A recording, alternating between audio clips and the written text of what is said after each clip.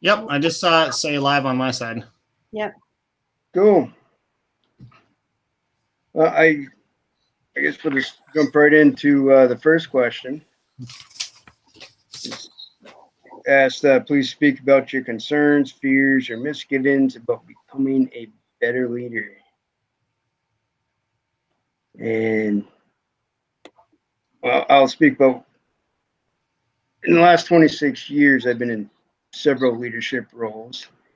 I can say one of my fears in every role I did was making the wrong decision.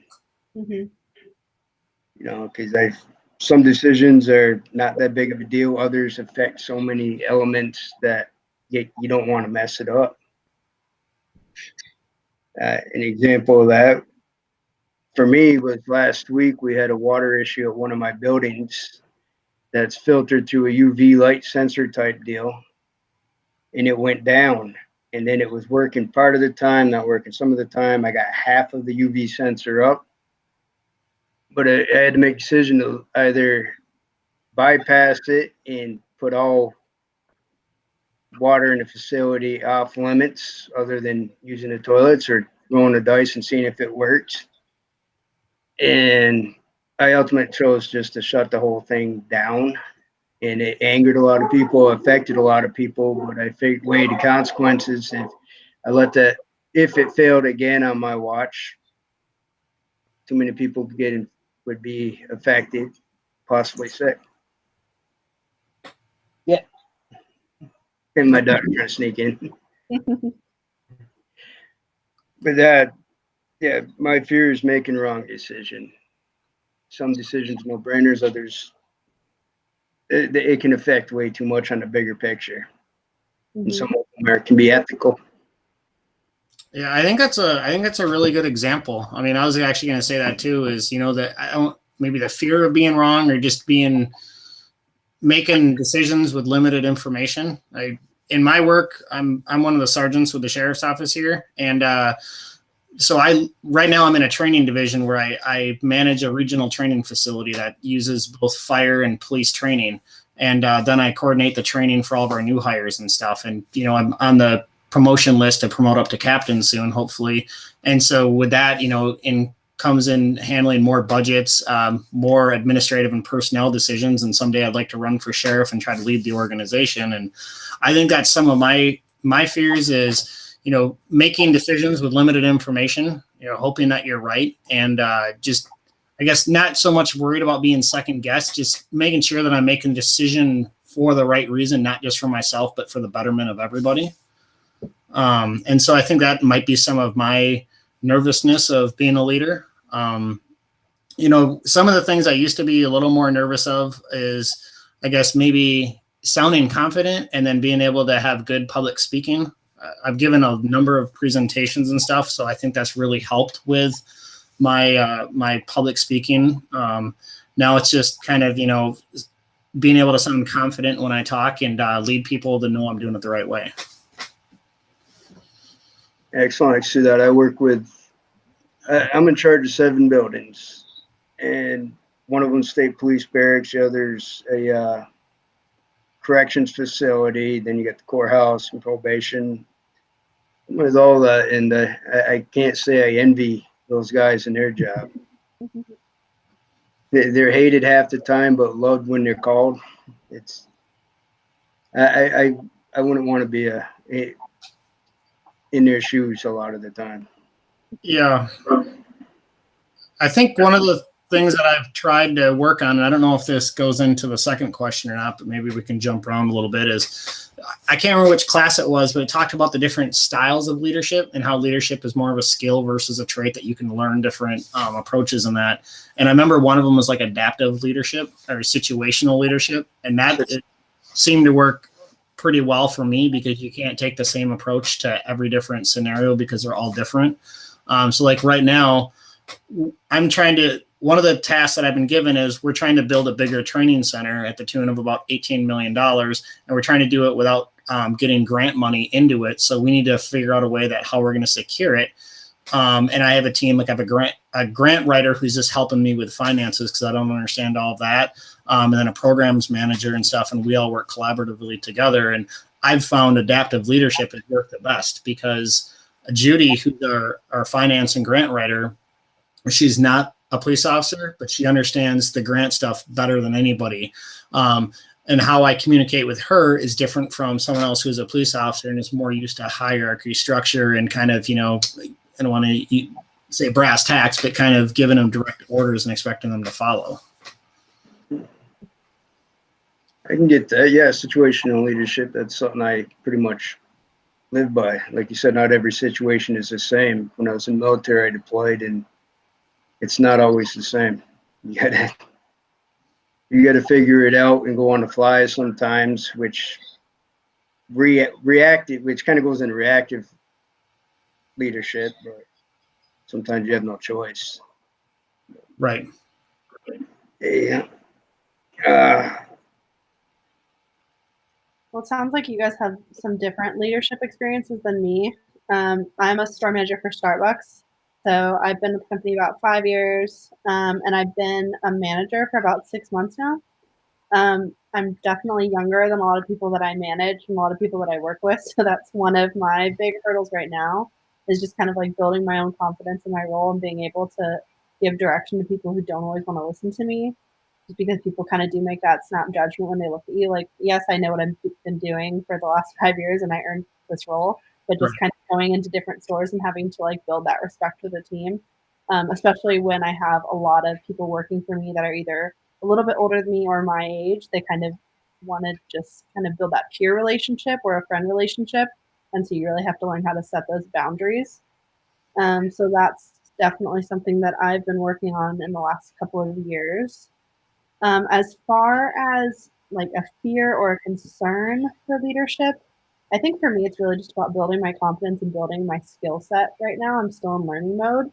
So I know you talked a little bit about public speaking and kind of working on that. So for me, I've also been having to give a lot of presentations at district meetings and to some of my superiors and things like that. And while it's not something I'm super comfortable with, having to have those experiences has definitely helped me develop in my role, as well as a lot of the classes that I've taken here. Honestly, I've been able to really apply exactly what we're learning directly to my job. So that's pretty cool.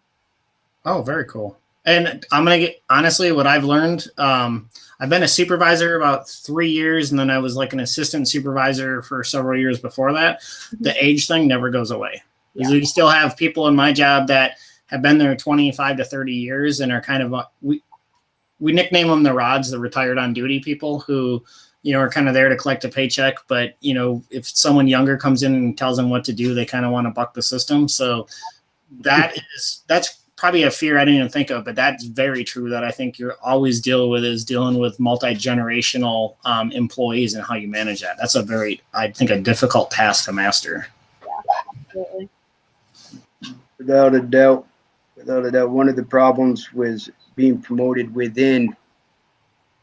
You're working with your peers and you're all on the same level, you're equals. And then when you're made their supervisor, their leader, it can be quite challenging because not everybody can separate work from personal.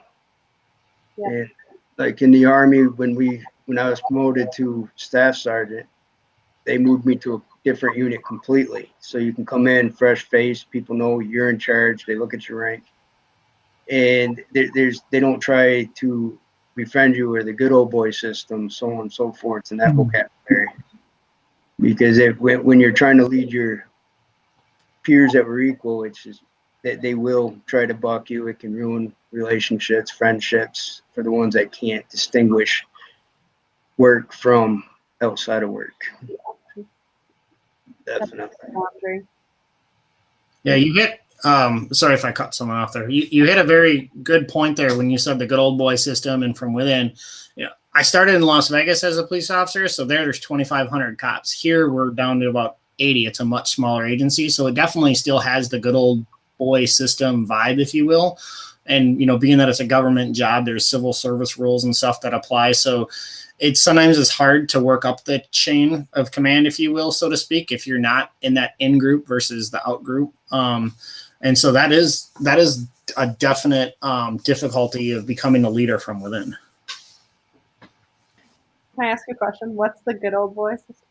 Oh, sorry about that. So you'll probably, and Rob, if I'm interject if you got a better way to go with it, but the good old boy system, the way I describe it is like, let's say the sheriff who's been here forever, he's kind of our number one on the chain of command, and the chief deputy are really good friends. So if there's some other people that want to try to promote to become a supervisor, and one person is a really good friend like that sheriff and the other person's not, the sheriff is more likely to promote his friend. That's what we call the good old system. Is it's kind of the, like the in-group versus the out-group setting, that if you're in that clique or that in-group, you're more likely to get the advantages of being promoted. I guess that's how I would define it. Yeah, that is pretty much spot on. I work for the state of Vermont, and they have a rule that you can't hire family within your division. And there are some waivers, but you cannot be in charge of them. Right. Interviews are done by 3 people, all from different areas. Like they're subject matter experts, and like I'm in maintenance, but so you can't like have all your friends apply. There's so much screening to it to avoid the good old boy system of hiring nothing but your friends. Or there's a word that I learned in one of our classes, homogeneity or something like that, where you will only hire like individuals instead of diverse kind of deal. And that's also can fall into the good old boy system. So you just keep everything running the way you want it running without challenge kind of deal. And it's just referred to, and it's actually labeled that in one of the textbooks, the good old boy system. Yeah. Well, out of curiosity, for answering these questions, and I talked to you, Rob, while you were waiting, but where is everybody kind of at in their degree process, and like when you? I'm graduating in December, so I just have these 2 classes this summer and then 4 more in the fall, and I'm done. Okay. Yeah, like I said, I graduate February 2020, but I could have done it a lot sooner, but I take one class at a time. I don't like to overload myself. Yeah. Pretty much, and it's hard. I don't blame you.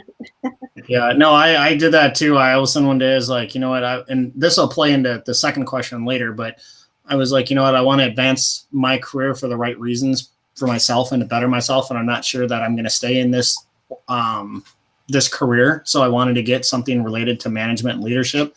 I have right now I'm taking this class and then OGL 482. It's the second of the capstone because I just took the capstone or 481 last summer A.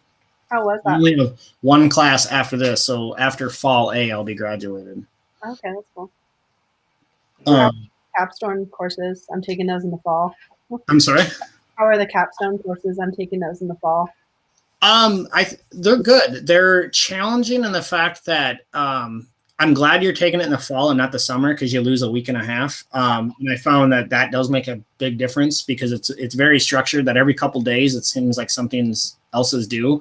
Yeah. And with 481, we built a website, and I've never built a website before. And you have to take projects or what they call artifacts.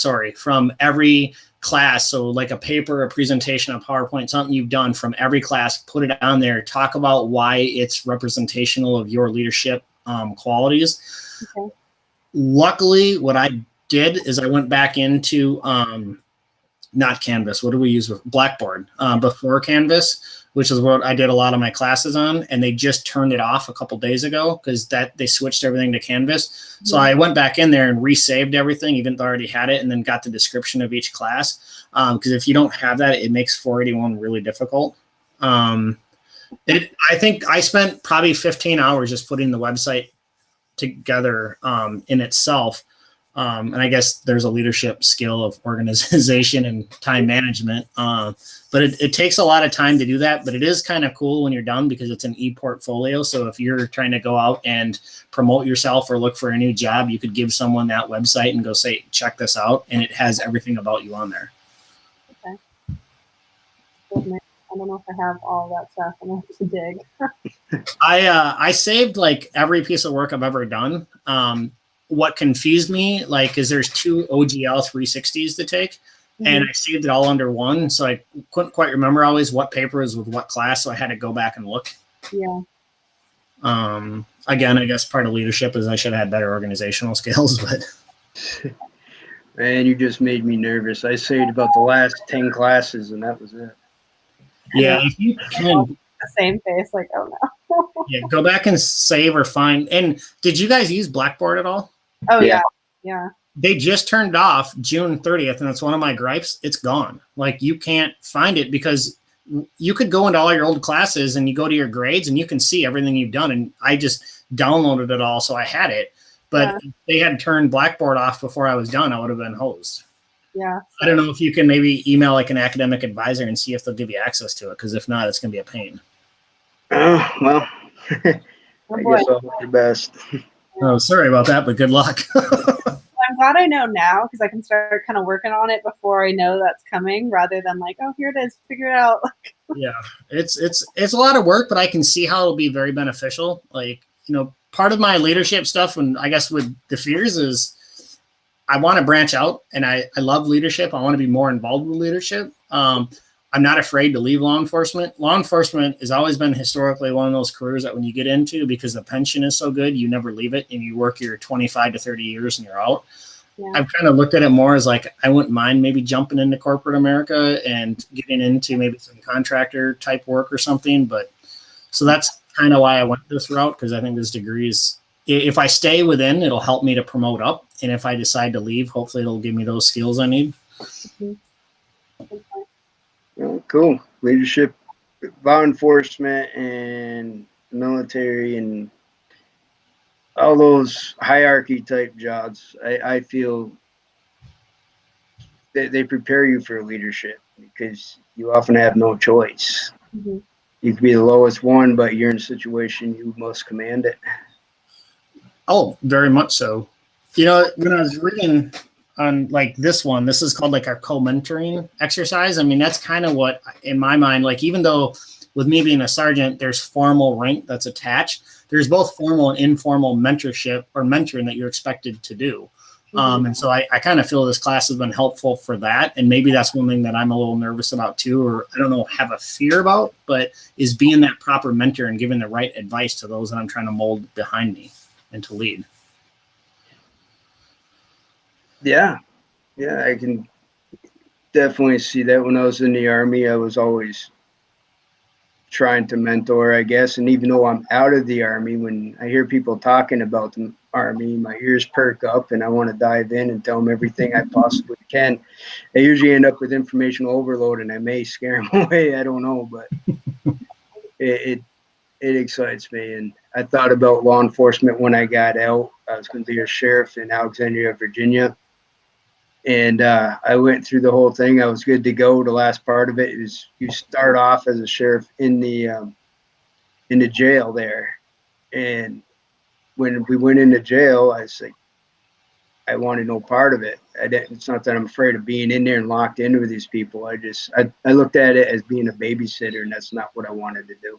Very much. That's why I went to Las Vegas, is to get away and get that experience. If you come here with outside experience, you don't have to do that. So I started right on the road and avoided the whole jail part. Yeah, it's ironic. One of my buildings I do maintenance in, and I'm there 5 days a week, at least for a few hours, is a jail. Oh, wow. Well, does anyone else want to talk about the question 1 before we move on to 2, maybe? Like anything else on that topic? Yeah. I don't really have anything. No. I think we covered pretty much misgivings. The only misgiving that I can see about leadership is you can be held responsible even if it's not your fault. Like in the Army, if your soldier screws up, you're just walking in front of the man along with that soldier. You're getting the same reprimand because you're responsible for him. And I guess that's the only misgiving that I can think of, that I don't like about being in leadership is you're responsible for everything. And even if you have nothing to do with it, you took the day off and one of your people did something just that was wrong, you should have taught them better. Right. I think you're talking about vicarious liability, which I remember learning about in an outside leadership program that I took one time. And it referenced it in one of the TED Talks. And I can't remember what class it was, but it talked about that as like, as an effective leader, you have to give praise where it's due and accept blame or ownership of like mistakes that your team made. I think it's called like, oh, shoot, help me out if someone remembers what I'm talking about. But I think it's extreme ownership or like authentic leadership. It talks something about that where you make sure that you let your team get the credit when something goes right, but you show them that you have their back and support, and you have all the downfalls fall on your shoulders as the leader to show them that you're going to get them back on the path of being right. Exactly. Yes. Definitely. But all right. We can come back to one if we think of something more. Okay. But in some ways, okay, in what ways do some leaders seem successful pleasing bosses yet not effective according to the definition above? And I mean, everybody kind of has their own leadership definition kind of deal, but I kind of see this in where I work, not necessarily personally affecting me, but I've seen it. But basically, to me, bosses or managers, the true form of managers, they just want it done, really don't care how. And as long as the leader's getting his guys to do it, boss doesn't care. So the leader's looking fabulous, but he's not really leading. He's just kind of demanding, get it done, don't care how, sort of thing. That's how I'm reading this question. Yeah. I think, you know, what I, when I was reading that and kind of trying to think about it, I think these are the people that are the, how do you want to say it? I call them like the kiss up, kick down type people that will say they're the yes people to the boss. They will say what the boss wants to hear, regardless if it's for the betterment of their organization or to kind of take and steer people in the right direction. They're in it more for themselves. They're not in it to actually lead and build the skills up of those that they supervise. And those are the people that are trying to be the boss pleasers. You know, they say yes to them. They say, "Oh, you're great." They're not sometimes willing to have that difficult conversation and let them know, "Hey, this isn't working. This is what you need to do. This is how you can better connect with your stakeholders." Exactly. In the Army, we called them simply stripe wearers. Yes. They had the rank, but they weren't a leader at all. And they were just yes men. They somehow kissed the right ass, got to the promotion board, got promoted, and only could figure out how or why because they just not fit for the job. They want the title without the responsibility. I think that's, yeah, exactly. Yep. And there's quite a few of them in the Army that I saw, and I'm sure in other branches. I'm sure it's in the sheriffs. It's like in the courthouse, I see the sheriffs every day. Most of them are good, but there's a few I just shake my head and go, "How the hell did you get there?" Yeah, when I talked about, please discuss how leadership effectiveness can actually reinforce leadership success. I think one thing about that is, like, a good example is that leader who's not concerned about having all the glory or all the recognition put solely on them. It's those that build it up and always make sure to say, "Hey, you know, yeah, this was a team effort. This wasn't just because of me. I'd like to thank, you know, Tom on my project for having some really good, creative, inspirational ideas, and we were able to do this because of him." And making sure to recognize those people and to open up the doors so that they can become leaders themselves some days, and that they're a mentor. I think, to me, that's my best experience, or not experience, but example of what effective leadership truly is. Yeah. I think in my experience, like, I can speak to, so like at Starbucks, we have things called districts where it's kind of like a group of stores, and then all the store managers in that district are overseen by a district manager. So I can say in my district, like I can think of 2 or 3 of my peers that maybe would be defined as a good manager because they're hitting their numbers, they're hitting their sales, whatever they need to do. But I know that their teams are really unhappy. I know that they don't have a good culture in their store, and I know they're not developing talent.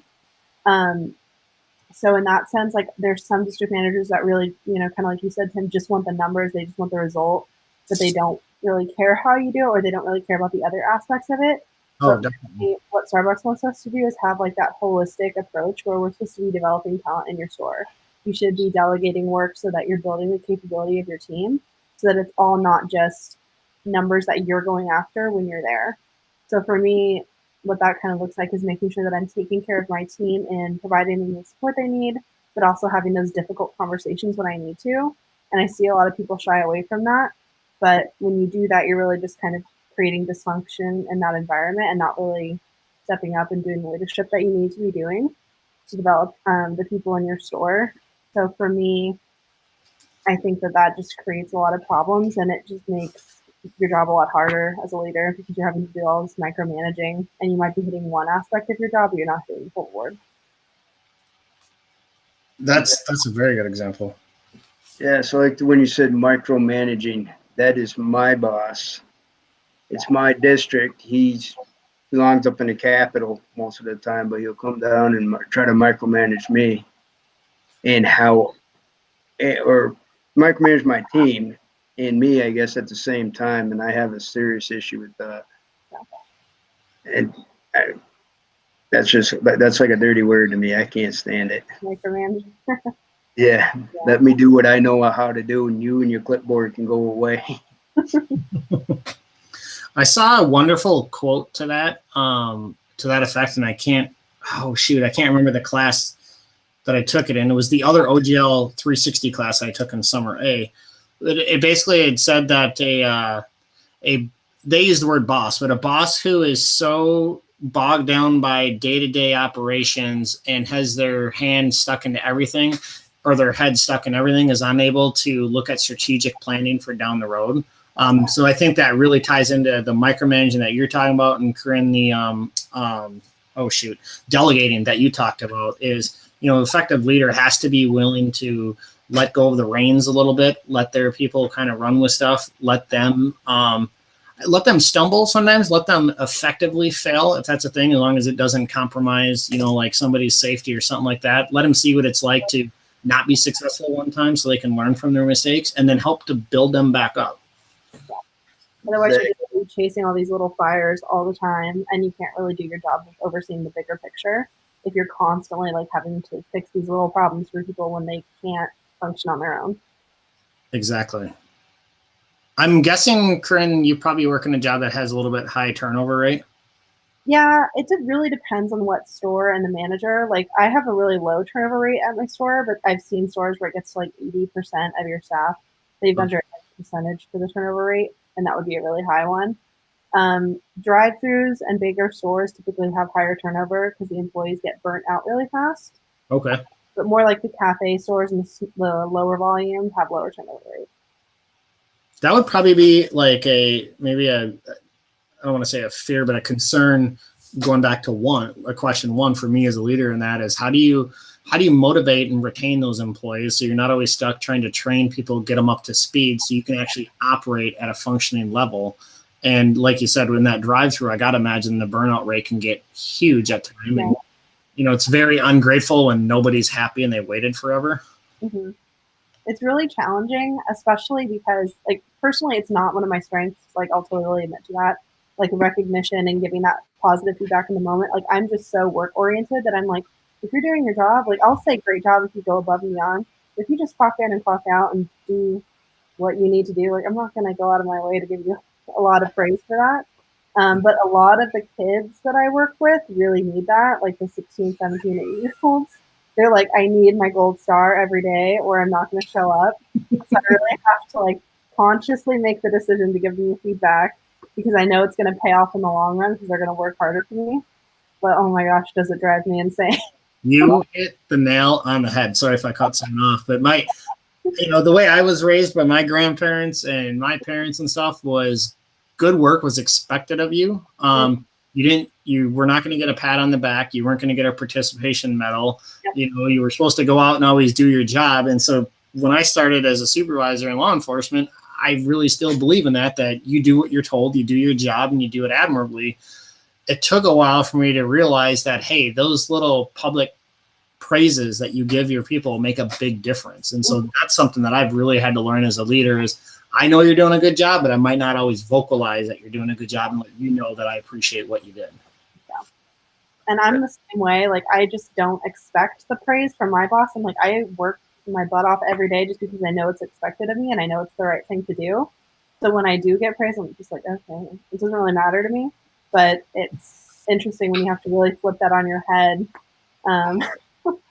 and go out of your way to give people the recognition that you don't think they really deserve. Yes. Just because, you know, it's going to make them feel good.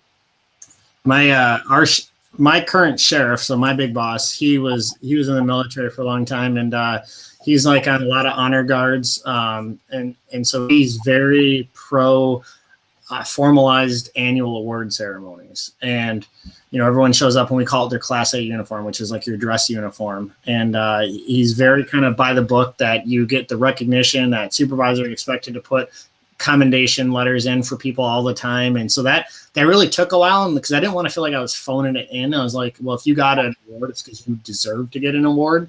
Mm-hmm. And for a while, we actually talked about that, because to me, if you just hand everybody out an award for anything, it almost loses. Yeah, exactly. You know, you lose that. And so I feel like you should recognize and reward your followers, but it also has to be genuine and for the right reason. Absolutely. I totally agree. Yes, encourage the heart. I couldn't think of what that was in our reading. Modeled away. Yeah. I got some people that just workhorses. They don't care whether you praise them or not.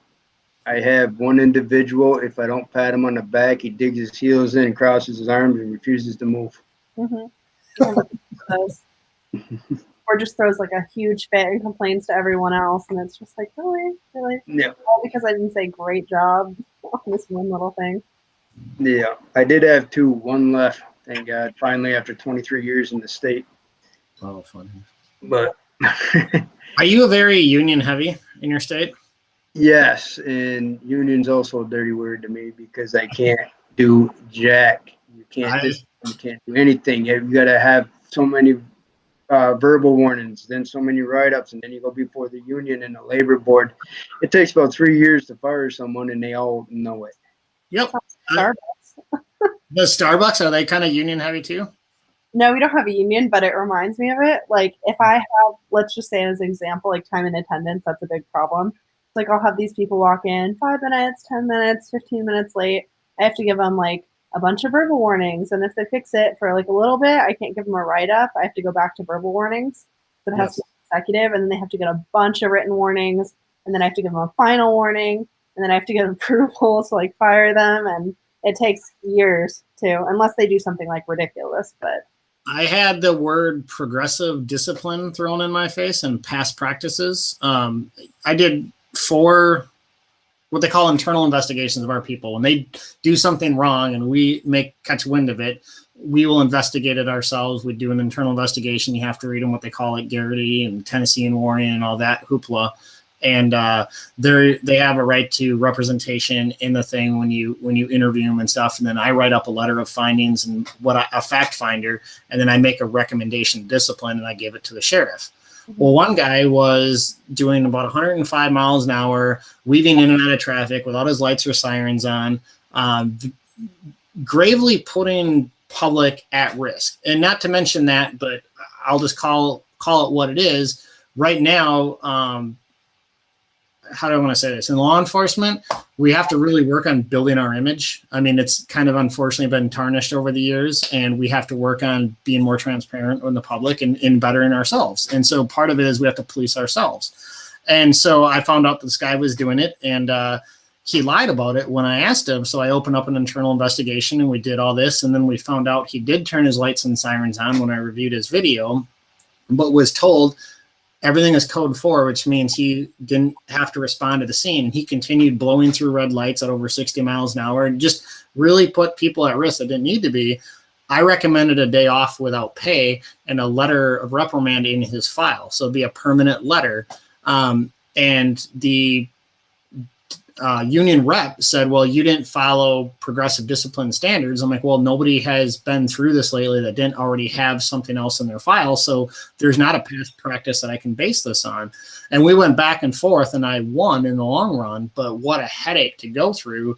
So that maybe that's off topic, but that's almost a fear of leadership for me too, is the little bylaws, if you will, that can sometimes almost interfere with being an effective leader, because now you have to jump through these extra hoops where, you know, I'd love to just have that closed door. Hey, knock it off. Don't do it again. Because I believe in the praise in public, discipline in private model. But if you just discipline in private, but you don't document it, now I don't have a standard of past practice. How do I elevate it? So to me is, I guess, a fear of a leader, you know, an employee rights sometimes can almost get in the way of effectively leading in a way that you want to. I really agree with you on that. I think, you know, we've gone that way just to protect employees and protect the public. And I understand that from where we came from, like with labor laws and all that. And I'm like, okay, that's great. But I think we've overcorrected so far now. And clearly, like, we're all in very different fields and it's overlapping kind of themes that Yes. it's to hold people accountable. And so it's just turning into this culture, at least in my experience, where people feel like they can get away with whatever because they know they have, you know, 12 times they can mess up before anything's even going to happen to them. And so if you don't just have those difficult conversations and make it, I kind of almost fake it and make it seem more serious than it is. And I give them like a verbal warning or written warning, just Right. so it kind of scares them a little bit. Because again, a lot of them are young. And so when I sit them down and have a serious conversation, you know, their eyes get huge. But it's interesting. I wish I could just pull them in back and be like, you can't be 15 minutes late to work every single day. That's ridiculous. Get on the floor. See, Yeah. Totally. I'm of the old school mentality, and pardon if I offend anyone, but I'd rather take a verbal ass chewing than a written reprimand, because we always kind of have that golden rule that you either give someone and, you know, a verbal lecture, I'll clean up my language, or you write them up, but you don't do both. So if I ever had my boss start yelling at me, I'd gladly take it. I'm like, yep, I'll fix my ways. I'll do that. Let's leave it as is. But I get fired so fast if I even raise my voice at them, which it's a different world. yeah. Wow. Yeah, that's part of that. Actually, not far off topic here is like I work in state government. You're expected to be a yes man. I'm not very good at that, but I try to be or whatever. But they want it done, and I have my 2% that they're not good, and I don't trust them to get it done or whatever. And you try to have them do it, they don't do it correctly, and I end up doing the work.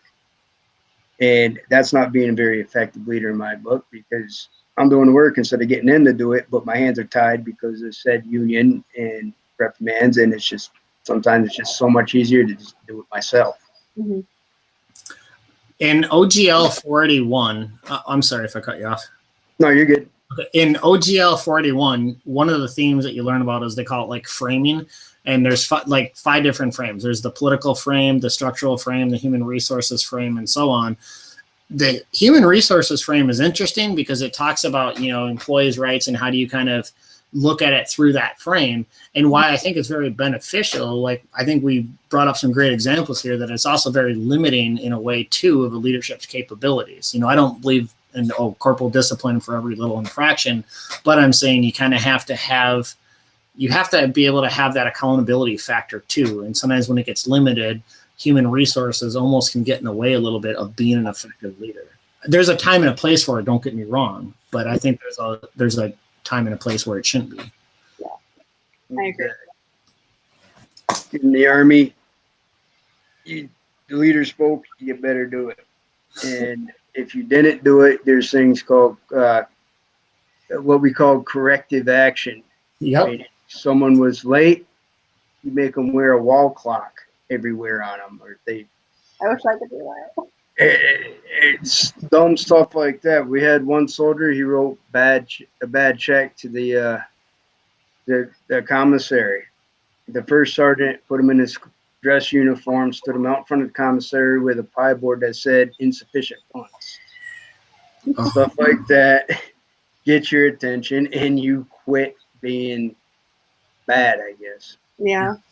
that But is funny. the civilian world, not so much. It took me 3 years to figure out how to act when I got out of the military because it blew my mind the way people could call in sick or tell you flat out no.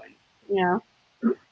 And it took me, I had to relearn my leadership basically. And so I adapted to situational leadership because it was the only thing I knew. I had to learn how to be a people person and become emotional, learn emotional intelligence and all that kind of stuff.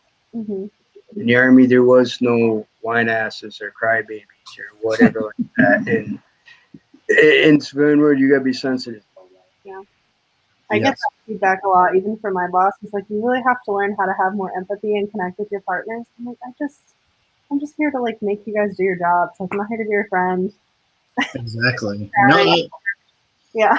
it's a balance. It's more of a balance for a leader, especially than for a follower or a non-leader. Because you're always being judged, and even if you have the right intention, but you go about it in the wrong approach, you're almost condemned for it by your followers. And I feel like then you have to start all over and try to rebuild up that trust, even though you didn't do anything to lose that trust. Yeah.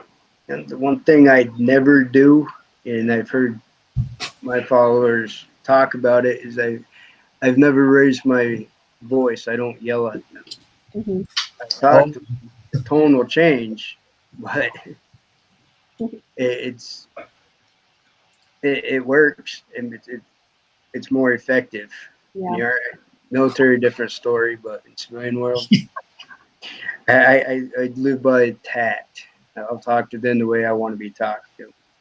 But Yep. going back to what you said earlier, get asked you, and I think is appropriate sometimes. I was gonna say, I feel like we could all have a good non-recorded conversation sometime, but in the interest of keeping this ASU compliant, I have raised my voice before.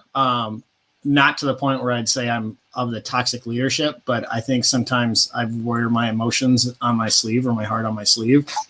And I'm compassionate about making sure that my guys are safe and go home at the end of every shift. And honestly, I'm very compassionate about making sure that they treat people with respect, because I remember my mom had a bad experience with a police officer growing up and stuff, and the negative view that she had because of that. And so I really am compassionate in making sure that my guys, I hold them to a high standard. I call it the gold standard of law enforcement. I expect them to treat everybody with respect. I mean, not to quote old movies and show my age here, but kind of like Roadhouse, treat them kindly until it's time not to treat them kindly. But you always start off, in that compassionate mode, and then you go from there. Yeah. I guess that's my way around the quote ass tune that I wish I could give everybody. But I think everyone has moments where they like let it slip a little bit, or just the situation gets on top of you. Like, no one's perfect. But I think when you really kind of have to circle back and either make it right or make an adjustment and learn from that experience, that's what separates good leaders from toxic leaders. yes. Kind of go crazy with it and turn into the kind of person that's going to scream every time something goes wrong. You're going to lose their respect anyways. Exactly. I think all three of us just gave very great examples actually to number two. First, I was like, are we off course? But we're right on there, because we're talking about what's successful and what's not effective in leadership. And I think we've highlighted some very great examples of both of those. Mm-hmm. Does anyone else got anything for number two? No, I think we pretty much touched quite a few different avenues, angles to it. Make sure you guys too are taking notes. Just if you saw that afterwards, you got to write up like a paragraph about what we talked about, just so it's kind of fresh in your mind. Yeah, I'll probably. If I wasn't taking notes, I can't write very fast. I can't read it. So just jot down when you're done here quick while it's still fresh. Yeah. Yeah, definitely. Do you want to go on? I wasn't trying to bogart this, or do you want to go on to the third one, talking about Malala? Yeah. Yeah, her story was amazing. I never heard of her prior to this class that I can recall. Maybe in another class, I'm not sure. But an amazing young girl. Mm-hmm. But it was talking about she was deemed an unsuccessful leader by some measures. I don't know how you could deem her unsuccessful, but unless you're part of the Taliban. Yeah. I've talked about her in a couple of other classes, and kind of like a similar question came up where is she successful, is she not successful? I think she's successful in the fact that she's inspired so many people and really led a movement. But I do remember we talked about one aspect in which she could be considered unsuccessful is did she actually like change a concrete situation, or did like she create a concrete, law change or something like that? By that measure, maybe not. It's more of like an inspirational leader rather than she affected this particular policy or anything like that. Do you know what I mean? Mm-hmm. One thing that I liked were, because it says, sorry, I was just reading as I was going here, to basically imagine what would happen or what would the effect be if she might not be very successful in changing the world in the next 2 years. I think right now the reason why she's successful is in her acceptance speech of the Nobel Peace Prize. She said that her work is not done, that she realizes that she has to keep continuing until her goal of that everyone receives an education, that basically she's the voice for those that are voiceless like children right now. Mm-hmm. I feel like if she was not successful, I think hopefully that she's inspired enough other people to pick up where she left off at and to continue that. I don't know. I guess I don't know how to describe that. If I thought she was not going to be successful in changing the world, what would happen? I mean, I think she's put enough awareness out there that people now realize that this is an issue and we have to find ways to fix it. Mm-hmm. Exactly. Have you ever seen the movie 12 Strong? The U.S. Special Forces went in to battle the Taliban on horseback. Yeah, I remember I've seen it. I can't remember all of it, though. Well, there's one scene in there where a female was murdered because she was teaching little kids. And before she's murdered, Taliban was asking the kids questions, simple grade school questions, and they're able to answer it. And then he turned around and shot her. And when I was learning about Malala, I tied that in, and it's like, man, it just, her life must have been horrific if that movie was even close to accurate on that. It just blew my mind. Yeah. And the other thing is when the support of her family and her dad, even knowing that the potential for being killed was very high, and he still allowed her to speak up and no fear and stuff. Me personally, I wouldn't allow my daughter to do something like that if I thought that she was going to be a target for murder afterwards. Yeah. Oh, right. Definitely. Sorry, go ahead. Oh, I was just saying I hadn't really thought about it from that perspective, but that's a really good point. Like her parents have to deal with that too, and that reality that she might get murdered.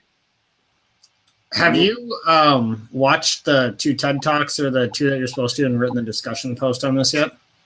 I haven't written the post yet, no, but I watched them. One of the things that I wrote about is actually very intriguing of her, if you think about it. It's not just her story, but if you put yourself in her shoes, I mean, with what she went through, the fact that she was removed from school, I think it was when she was like 12 years old, and that there was an assassination attempt and stuff on her life.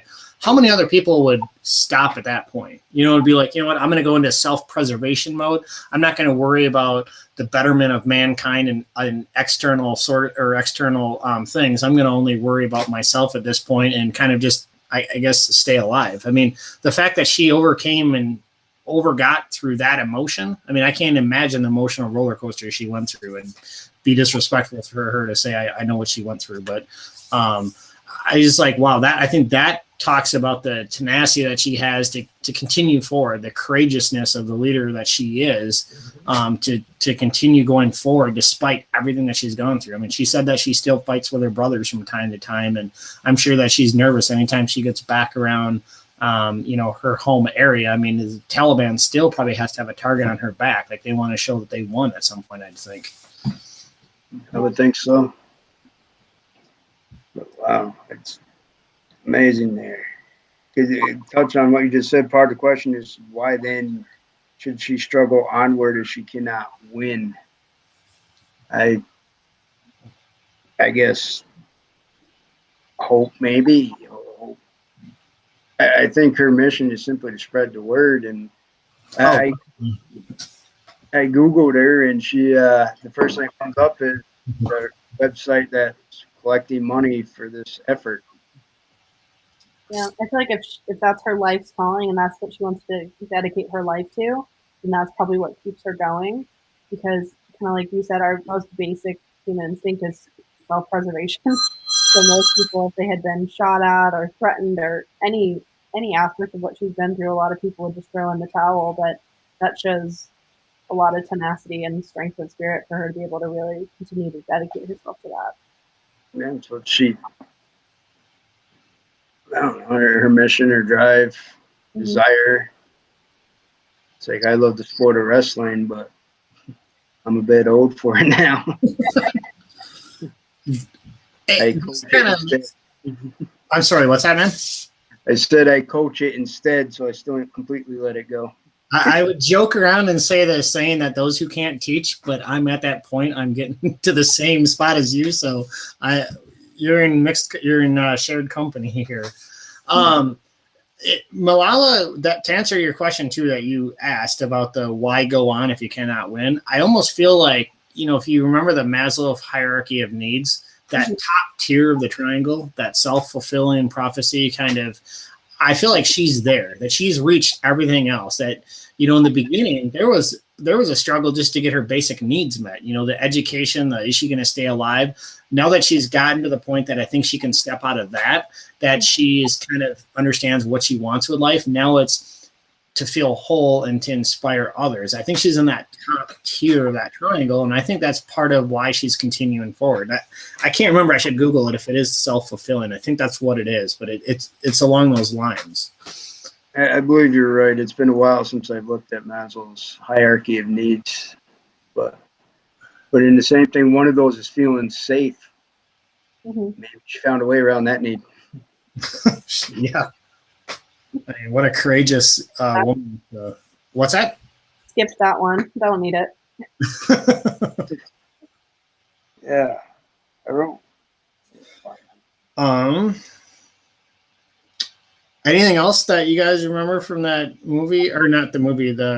I guess either the TED Talks or learning about her that is applicable to leadership or what we're talking about.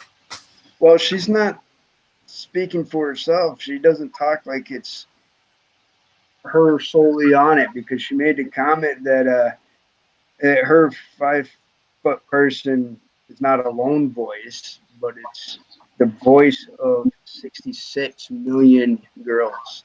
Mm-hmm. So she wasn't taking the full credit of I. She definitely talked about everybody else. She started off her Nobel Peace Prize thanking everybody that supported her. She had enormous support of people who knew that they were in danger. It's incredible. That's a very good point. I mean, she's really courageous. I can't imagine how many people that would be in her situation would have still handled it the way she did. I mean, my hat's off to her for that. Mm-hmm. Good things come in small packages. That holds true. Yeah. Yeah. Anything else on that? Not that I have. Nah, I kind of come to a wall. Milana's just someone that's going to go down in history as the youngest Nobel Peace Prize awarded. And she won some other stuff too that had to, similar along the Peace Prize deal there. Well, maybe what we can do, if you want, is, since we still got a few minutes here that we need to kind of talk, is now that we've discussed all of this, maybe we circle back to that question one for a minute. The second part of it, any misgivings about becoming a better leader.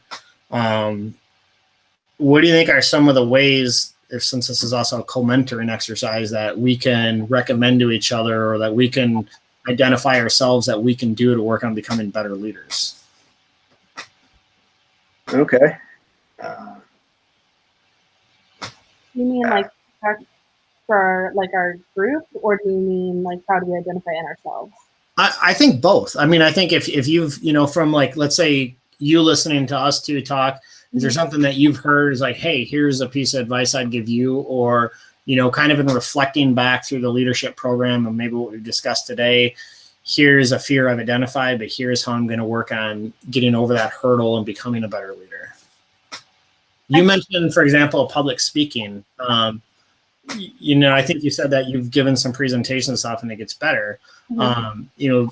Listening to you talk this last hour, I think you're very educated in leadership stuff, and it sounds like you sound inspirational. I mean, you're kind of the no bull, down to the brass tacks. Let's get our job done, and here's how I want to inspire and stuff like that. And I think maybe a good way to work on becoming less nervous about public speaking is continue to give praise. One class, I thought it was a little corny, to be honest, but this gal talked about write down 5 things that you're thankful for every morning. Like before you even get out of bed, keep a journal of it in the morning and write down 5 things that you're thankful for, and try to think of 5 different things every day. And they say that if you do that, like it lowers your blood pressure, it relieves stress, you live longer. But then it talked about how you feel better about yourself, about complimenting others.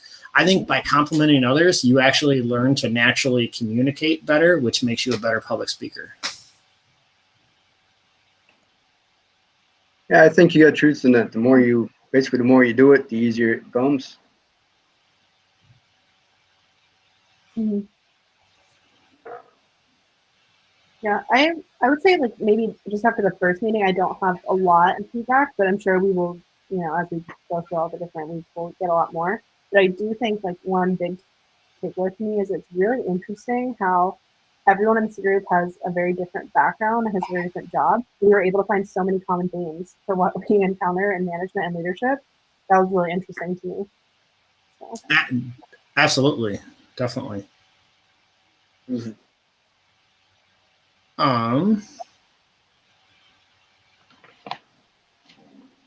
I think that's what I'm going to try to do going forward is, I love, you coined it perfect, how we all have a different background and we all have a different responsibility right now at work, but we all found several areas of common ground that we both face, whether positive or areas that we can build on. And I think I'm going to try to work on what we talk about, seeing if I can implement it into what I do, just to, I guess, make myself a better leader.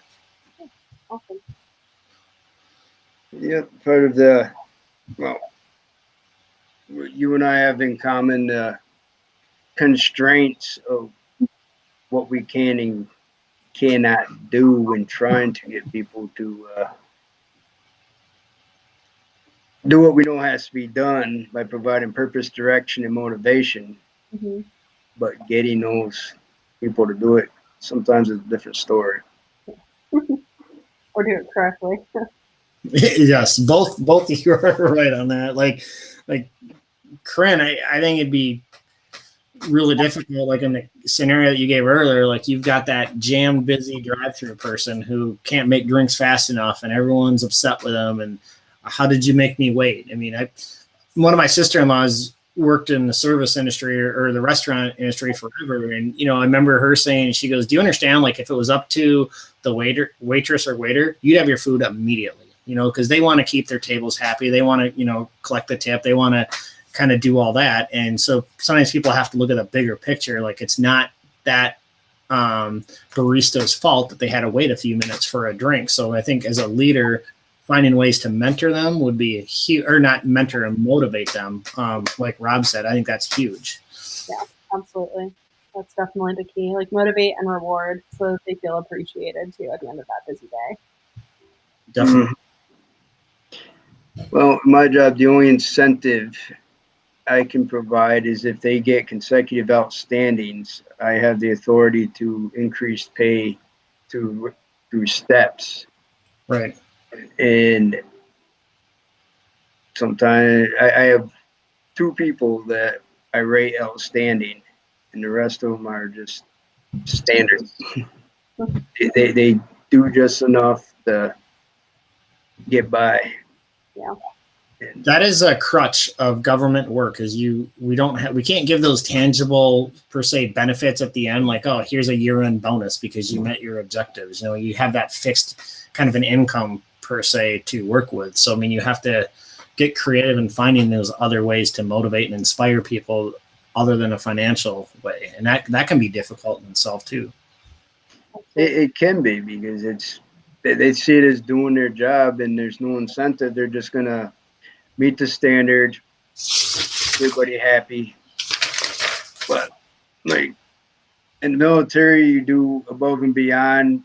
You get awarded medals, I guess, and when you walk around and you're stacked on your chest with medals, you feel proud. You're proud of what you did and everything like that. In civilian world, it's not so much. You got to find other ways. Mm-hmm. And it can be difficult. I mean, once in a while, you'll see the people from Montpelier come down and give it that a boy, but they're making a mistake of giving it to the supervisor. They don't look at who's underneath the supervisor, the real backbone of why or how the work gets done. Mhm. Exactly. Well, great. I think we covered a lot there. I think we had a very effective first meeting. I think we've kind of now hit all of our objectives. Just in reading forward, I know that we're each supposed to submit proof that we did this. Were you going to upload this, Rob, to a YouTube and then send us the link? Let me stop broadcast here real quick.